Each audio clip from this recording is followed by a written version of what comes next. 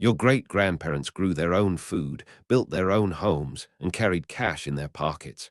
They were called Americans. Today, if you do those same things, you're called a suspect. Self-reliance has become the most dangerous idea in the modern world. Think about that for a second. The very skills that built civilization, that tamed the frontier, that won wars and survived depressions, those skills are now being quietly criminalized. Collecting rainwater, illegal in some states. Growing food in your front yard, code violation. Living off-grid, zoning infringement. Paying cash for large purchases, suspicious activity report. Control, dependence compliance. This isn't about safety. This isn't about regulation. This is about a system that cannot survive if you don't need it. And today, we're going to expose exactly how your independence became their biggest threat. The most terrifying force of death comes from the hands of men who wanted to be left alone. 10 revelations.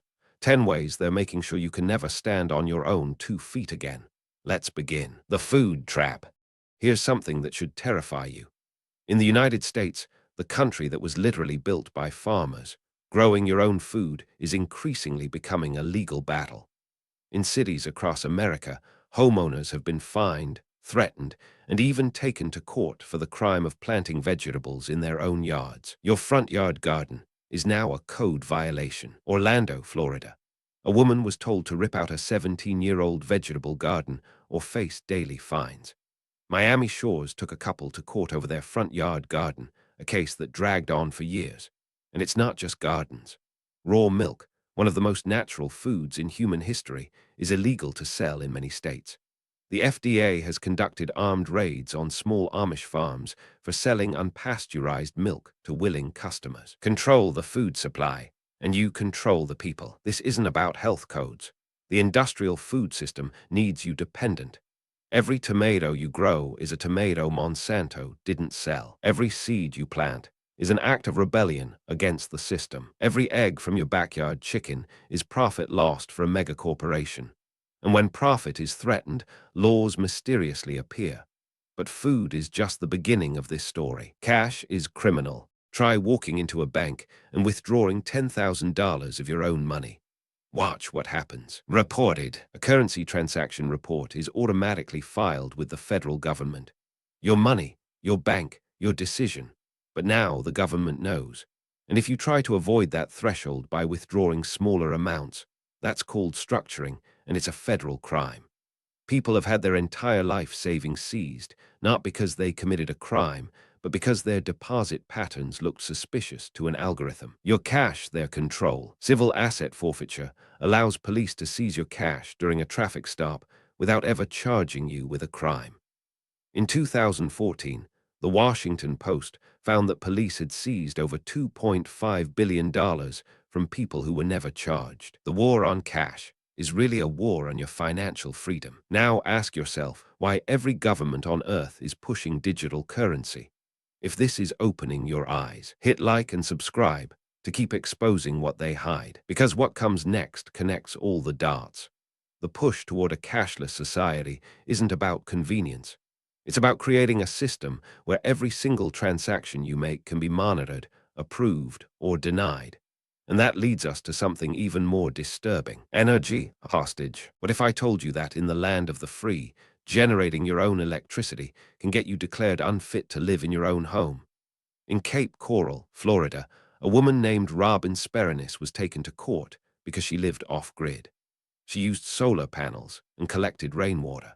The city said her home was not suitable for habitation because it wasn't connected to the water and power grid. Living independently is now legally uninhabitable. Let that sink in. A functioning home with power and water was deemed unlivable because it didn't feed the utility companies. And she's not alone. Across the country, off-grid living is being regulated out of existence. Some states require mandatory grid connection. Others have made it virtually impossible to install solar panels without utility company approval. Even when they allow solar, many states have slashed net metering benefits, meaning the excess energy you produce goes back to the grid for pennies while they sell it to your neighbors at full price. The message is clear. You are not allowed to be energy independent. You must remain a customer.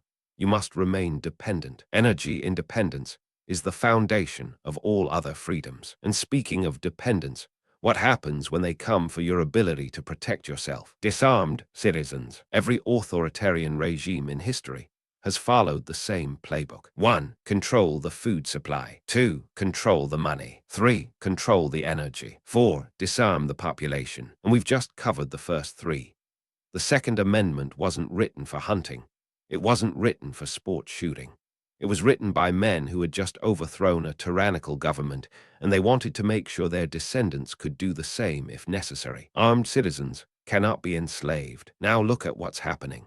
Red flag laws allow authorities to seize your firearms based on someone else's complaint before you've committed or even been charged with a crime. Magazine restrictions, feature bans, ammunition taxes, registration requirements that historically precede confiscation.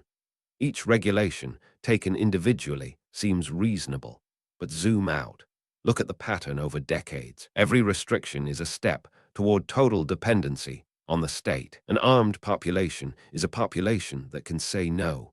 A disarmed population can only ask politely. And governments have never been known for their generosity when the people can't push back. A dependent citizen is a compliant citizen. And that is the entire point. But it goes deeper than physical tools of independence. Water wars. Rain falls from the sky. It lands on your roof. It rolls into your gutter. And in some states, if you collect it, you're breaking the law. Illegal. Colorado only legalized residential rainwater collection in 2016, and even then with strict limits. You can collect a maximum of 110 gallons. Rain that falls on your own property. From the sky. Limited by law. The justification, water rights.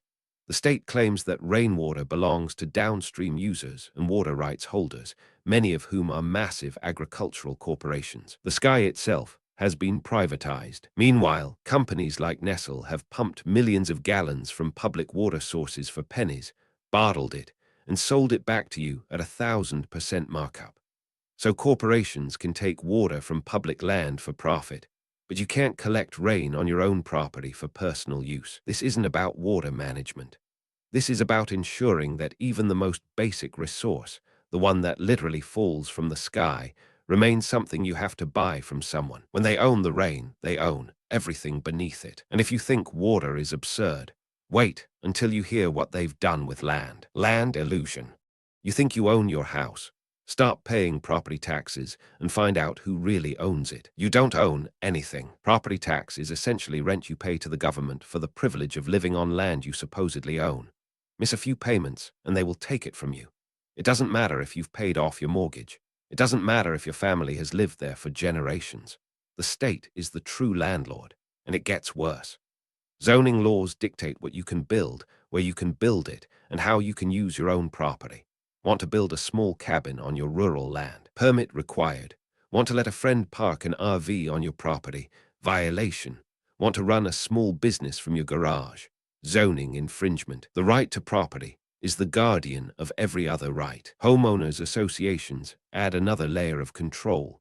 The color of your mailbox, the height of your grass, the type of curtains visible from the street. You are a tenant on your own land paying rent to a government that can evict you. True land ownership, the kind where you can do what you want with what is yours, barely exists anymore. But the assault on self-reliance doesn't stop at physical things. Education, lockdown. If you can't control what people know, you can't control what they think. And if you can't control what they think, you can't control what they do. That's why homeschooling is under constant attack. Compliance. In Germany, homeschooling is completely illegal. Parents have been fined, had their children forcibly removed, and even imprisoned for trying to educate their own kids at home. In the United States, regulations vary wildly. Some states require approval of your curriculum by the state. Others mandate standardized testing. Some require you to be a certified teacher to teach your own children. Their curriculum, their rules. And what are children being taught in the approved system? Not financial literacy, not critical thinking, not how to grow food or fix a leaky pipe or understand their constitutional rights. They're taught to sit quietly, follow instructions, memorize answers, and not question authority. The education system was designed to create obedient workers, not independent thinkers. As John Taylor Gatto, New York State Teacher of the Year, wrote after 30 years in the system. School is a 12-year jail sentence where bad habits are the only curriculum truly learned. They don't want thinkers, they want consumers. And this connects directly to how they keep you trapped in their financial system. Debt by design. A person in debt is a person who cannot afford to resist. Think about it. If you owe 30 years of mortgage payments, you cannot quit your job in protest. If you have student loans, you cannot take a year off to start a business. If your credit card is maxed, you cannot afford to take a risk. The average American household carries over $100,000 in debt. Student loans alone exceed $1.7 trillion nationally. This isn't an accident. This is architecture. The system needs you in debt to keep you compliant. The Federal Reserve creates money from nothing, lends it to banks, who lend it to you at interest. You spend your life working to pay back money that was conjured into existence with a keystroke. And if you try to opt out, try buying a house with cash you saved. Try getting through life without a credit score. The system is designed so that you must participate in debt to function in society. A nation of debtors is a nation of servants, and that was always the plan. They don't want you wealthy, they want you working. But even if you navigate all of this, there's still one more trap they've set, and it might be the most insidious of all. Digital prison. Every move towards self-reliance we've discussed, they have a digital solution that brings you right back under control. Grow your own food. They're pushing for food tracking systems and regulated seed markets. Use cash. Central bank digital currencies are being developed worldwide, programmable money that can be turned off. Track, monitor, control, delete. Generate your own power. Smart grids will require connectivity and compliance. Own a weapon. Digital registries make confiscation a database query away. Educate your kids. Online curriculum monitoring is expanding every year. China's social credit system isn't science fiction. It's a blueprint. Citizens are scored based on their behavior, their purchases, their social connections, and their compliance with government directives. Low score, no travel, no loans, no opportunities. The digital cage is being built around you, one convenience at a time. And the terrifying part, it's being sold to you as progress. Every app that tracks your location, every smart device that listens, every platform that requires your real identity, these aren't features. The best prison is one. The inmates don't even know they are in. They are bars. But here's the thing they don't want you to know. The way out. They've built a system where growing food is regulated, collecting rain is restricted, generating power is controlled, owning protection is under siege. Your property is taxed into oblivion, your children's minds are managed, your finances are trapped in debt, and your entire life is being digitized for surveillance. Enough, but here's what they miscalculated. You can't kill an idea, and the idea of self-reliance is older than any government, any corporation, any system of control on this planet. Grow, build, learn, resist. Every garden you plant is resistance. Every skill you learn is armor. Every dollar you save instead of borrow is a vote against their system. Every book you read to your children is a wall they can't breach. You don't need permission to be self-reliant. You need courage. Start small. Learn one new skill this month. Plant something. Fix something with your own hands. Pay with cash when you can. Talk to your neighbors instead of scrolling your phone. The revolution will not be televised because it happens in your backyard. The most courageous act is still to think for yourself. Aloud. The system fears people who don't need it. Become what the system fears. Let's zoom out. What have we really uncovered today? A systematic war on your ability to take care of yourself. Food, water, energy, protection, property, education, money, and digital freedom. Every single pillar of independence is under assault. Not by accident, not by incompetence, by design. Because a population that can feed itself, power its own homes, educate its own children, and live without debt is a population that doesn't need politicians, corporations, or bureaucrats. And that terrifies them more than anything. Dependent citizens are controllable citizens. But knowledge is the first step toward freedom. And now you have it. The question is, what will you do with it? Will you keep scrolling, or will you start building? If you made it this far, comment self-reliant to prove you're among the few who refuse to be dependent. Every government lies. The question is, what are they lying about? The truth is out there. You just have to follow the money. Subscribe if you want to keep digging.